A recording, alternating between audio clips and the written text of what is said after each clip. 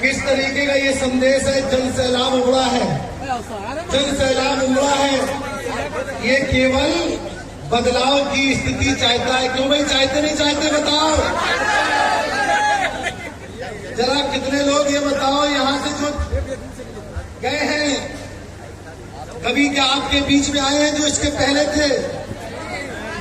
अब ये आपकी बहन है, किसी की बेटी है, किसी की बहन है, हम सब की बहन और बेटी भी है और किसी की बहू भी है।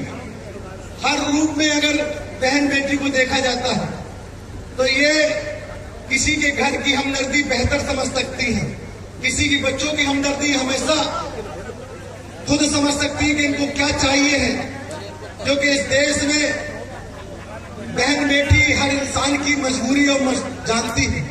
इसलिए इस विधानसभा से हमारी नेता बहन कुमारी माइती जी ने, वो भी हम सब की बहना है, उन्होंने भी यहाँ इस विधानसभा में एक बहन को अपना आशीर्वाद दे के हमें संदेश के रूप में यहाँ भेजा है और अपना आशीर्वाद दिया इस विधानसभा का इनको प्रभारी।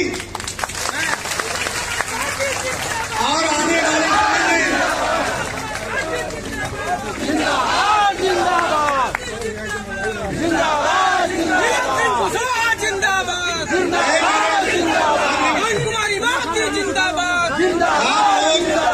आप लोग इतना सुन रहे हैं, इतना जुनून है। ये लोग वो लोग हैं जिन लोगों ने इस विधानसभा में जिनकी सरकार है। आज किस बड़े पैमाने में देख रहा था कि यहाँ रोड खड़ंजे तक कहीं बनी नहीं थी, हमारी गाड़ी भी घुसना मुश्किल हो गई थी। मैं आपको बता दूं, बहुजन समाज पार्टी की सरकार बनने दो। अरे भाई श्रद्धा सुमन अर्पित करते हुए शिक्षा का अवैध दरवाजा खोलने वाले महात्मा ज्योतिबा फूले, सावित्रीबाई फूले, छत्रपति शाहूजी महाराज, भारत को संविधान और नारी को सम्मान देने वाले परम आदरणीय बाबा साहब भीमराव अम्बेडकर के चरणों में नमन करते हुए बामसेन, PS4 और बहुजन समाज पार्टी के संस्थापक, चार बार मुख्यमंत्री रह चुकी आदरणीय बहन कुमारी मायावती जी की रीतियों, नीतियों और उनकी लंबी उम्र की कामना करती हूँ। आज मधुबन की इस विधानसभा के दरगाह ग्राम में साथियों, जो कि मेरा निवास स्थान भी है, मैं अपने पूजनीय पिताजी स्वर्गीय डॉक्टर रमाशंकर वर्मा जी को भी नमन करती हूँ। यहाँ उपस्थित आज के कार्यक्रम के मुख्य अतिथि माननीय शमशुद्दीन राइन जी, मुख्य सेक्टर प्रभारी आजमगढ़, गोरखपुर और कई मंडलों के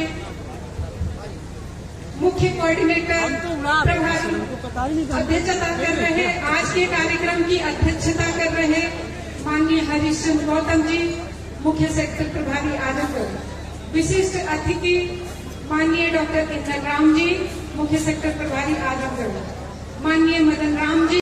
ये कार्यकर्ता सम्मेलन में आप लोगों ने जन सैलाब उमड़ा है, ना धूप देखी ना पानी देखा।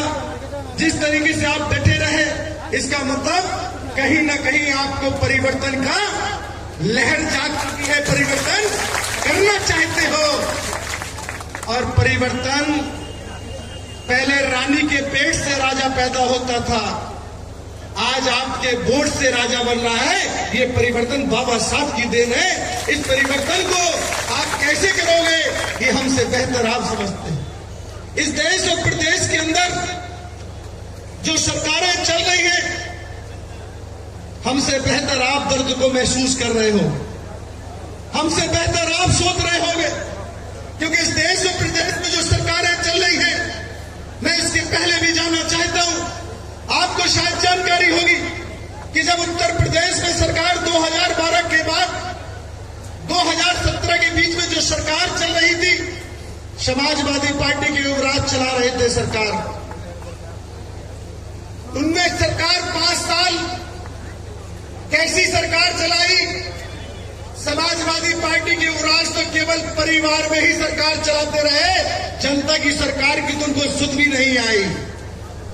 परिवार की सरकार चलती रही,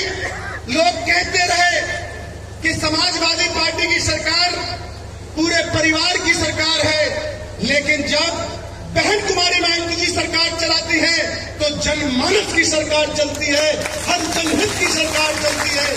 इसलिए मैं आपसे कहना चाहता हूं, जब 2012 से 17 के बीच में जो सरकार चली, जिस सरकार ने वादे करे थे, लोगों से तुलवाने वादे करे थे, आज भी वो सरकार बनाने की हलचल मचा रहे हैं।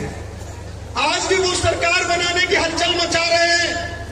कहते फिर रहे हैं कि इस बार समाजवादी पार्टी की सरकार आएगी, तो मैं समाजवादी पार्टी को पहले का वादा याद दिलाना चाहता हूं। समाजवादी पार्टी के युवराज ने वादों की झड़ी करी थी नौजवानों से, वादों की झड़ी करी थी किसानों से, वादों की झड़ी करी थी मुसलमानों से।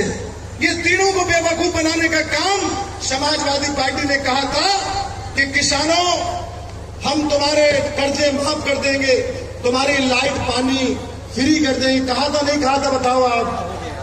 उसके बाद नौजवानों से कहा था हम तुम्हें बेरोजगारी भत्ता दे देंगे, और मुसलमानों से कहा था हम तुम्हें 18% आरक्षण दे देंगे। आप बताओ, क्या नौजवानों को बेरोजगारी या रोजगार मिला? उसके बाद किसानों की लाइट पानी फ्री हुई? बताओ जरा आप लोग, हुई? उसके बाद क्या कर्जा उनने माफ किया? तो क्या मुसलमान को 18% आरक्षण मिला? ये केवल बेवकूफ बनाया, बेवकूफ बनाते ही अपनी सरकार बना ली, और जैसे ही सरकार बनी वैसे ही पूरे प्रदेश के अंदर गुंडे और अपराधियों की बाढ़ पूरे प्रदेश में बहने लगी। अगर मैं सही कह रहा हूं, गलत करूं, बता दो आपको। ये कार्यकर्ता सम्मेलन है, बहुजन समाज पार्टी के तत्वाधान में कार्यकर्ता सम्मेलन हो रहा है। क्या उद्देश्य है?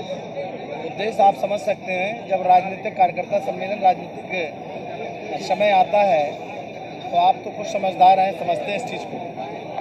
तो इसलिए हमारी बहुजन समाज पार्टी, जो लोग कह रहे थे कि दिख नहीं रही है, दिख नहीं रही है, अब आप लोगों के माध्यम से और जनता के माध्यम से आप सब समझदार हैं, देख रहे हैं जन सैलाब किस तरीके का संदेश दे रहा है, तो हमसे बेहतर आप समझ सकते हैं।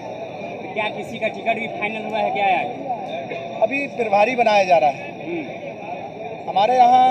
देखिए, अभी कोई नोटिफिकेशन तो जारी हुआ नहीं चुनाव का, जो टिकट की घोषणा प्रभारी बनाया जाता है हमारे यहाँ, और आने वाले समय में उन्हीं को प्रत्याशी बनाया जाता है। किसको बनाया गया प्रभारी? अभी हम मंच पे बताएंगे, आप सुन लेंगे। अभी क्यों पहले से गिरवा रहे हैं? मैं आपसे कहता रहा हूँ, 10 मिनट के बाद मैं खुद ओपन कर दूंगा। हम तो केवल संदेश लेके अपनी राष्ट्रीय अध्यक्ष बहन कुमारी मायावती जी का, अपनी बहन जी का संदेश लेकर आए हैं। जो संदेश लेकर आए आपके सामने, आपके समक्ष पेश करेंगे, और जो जनता भी सुनेगी। अगर हमने आपको बताया तो ये लोग कहीं पहले इनको बता दिया, हम क्यों रखे रहे? 2022 में 5वीं बार इस देश के सबसे बड़े प्रदेश की बहन कुमारी मायावती जी मुख्यमंत्री बनने जा रहे हैं।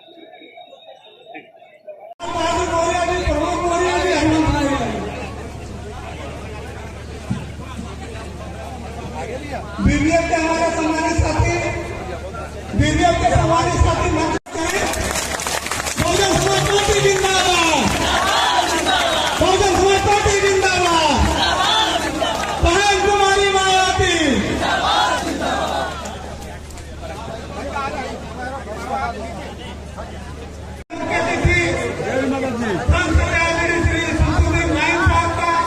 आज के कार्यक्रम के विशेष अतिथि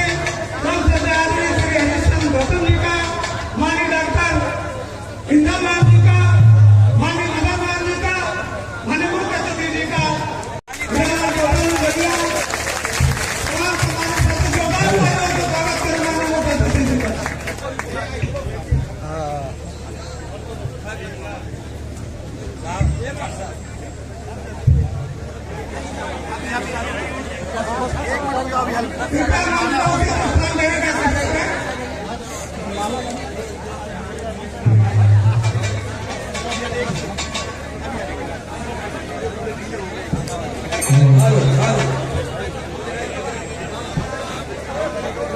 हमारे साथियों, कई व्यक्ति गुप्ता जी, हमारे नरेंद्र धनखिया जी, संतोष जी, मानवता से रामदास के चित्र को सम्मिलित करें।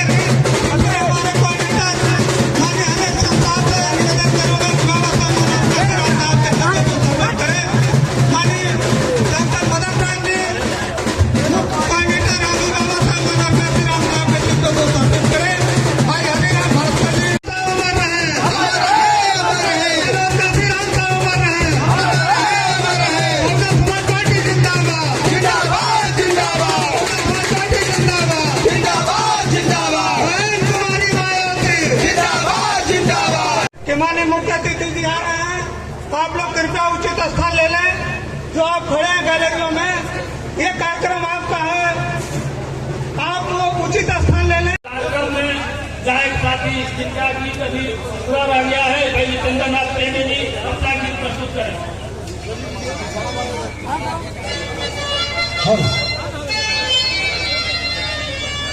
बहुत स्वागत करता हूं।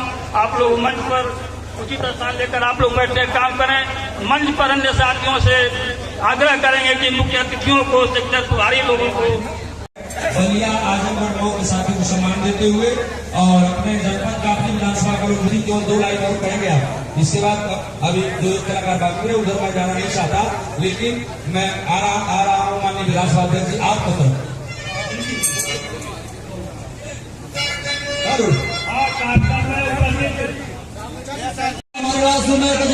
मंच के पास आगमन बहुत जल्द होने वाला है। आप सभी साथियों से आग्रह है कि उचित स्थान लेकर के बैठ जाए। मुख्य अतिथि जी और उनके साथ आने वाले सम्मानित साथियों के सम्मान में कुर्सियों का भी ध्यान देना है। पानी लगा माननीय जो कोऑर्डिनेटर साहब आपसे निवेदन का मंच कराइए और टेंट को सही कर दें। टेंट के साथ ही साहब के साथ आए हैं, ये लोग अपना स्थान ले लें। कुर्सियां आपके सामने दिखाई दे रही है। मैं हाथ जोड़ के निवेदन करता हूं, संदीप बाबू अपने साथियों को लेकर के इनको साथियों से आग्रह है कि उचित स्थान लेकर के बैठ